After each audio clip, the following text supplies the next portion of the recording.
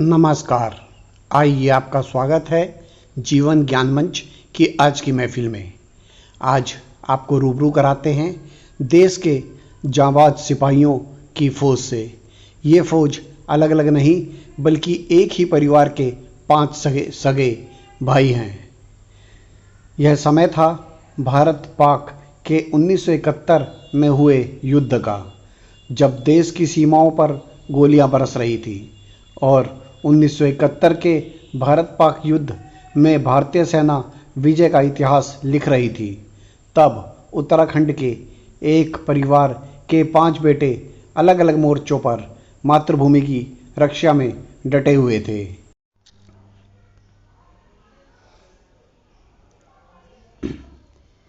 यदि आपको अच्छा लगे तो इसे लाइक, शेयर और सब्सक्राइब अवश्य करें। धन्यवाद। जय हिंद। तो बात आगे बढ़ाते हैं। देहरादून के कुकरैती परिवार के शौर्य चक्र विजेता रिटायर्ड लेफ्टिनेंट कर्नल राकेश कुकरैती और उनके चारों भाइयों ने एक साथ युद्ध में हिस्सा लेकर न केवल दुश्मन का सामना किया बल्कि यह साबित कर दिया कि राष्ट्र सेवा उनके परिवार की पहचान है। 1971 की जीत की गौरव गाथा में कुकरैती परिवार का यह योगदान हमेशा प्रेरणादायक रहेगा।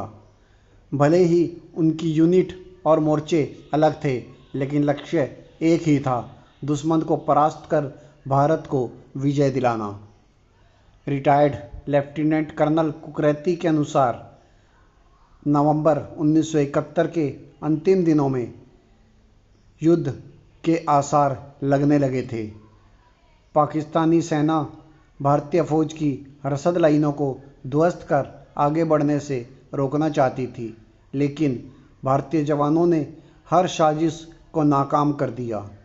धर्मनगर से लेकर गाजीपुर तक दुश्मन के इलाके में घुसकर युद्ध की दिशा तय कर दी। गाजीपुर अभियान की यादें आज भी रोंगटे खड़े कर देती है। 3 दिन तक बिना अन्न जल करीब 93 किलोमीटर की पद यात्रा, चारों ओर गिरते गोले और लगातार खतरे के बीच भी हमारे जवान अडिग रहे। नुकसान झेलने के बावजूद भारतीय सेना पीछे नहीं हटी।